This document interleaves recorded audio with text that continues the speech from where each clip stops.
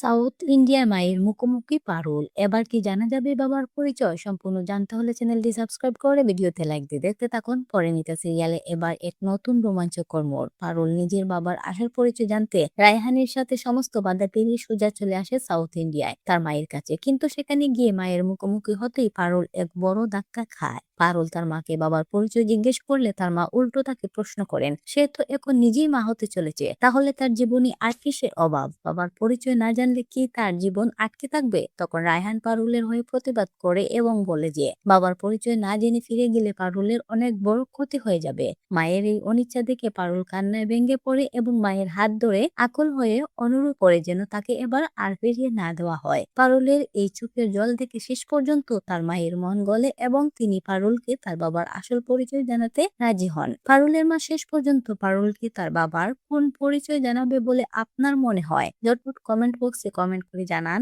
এবং এইরকম আরো সিরিয়ালের ধামাকাদার আপডেট পেতে আমাদের ইউটিউব চ্যানেলটি সাবস্ক্রাইব করে রাখুন।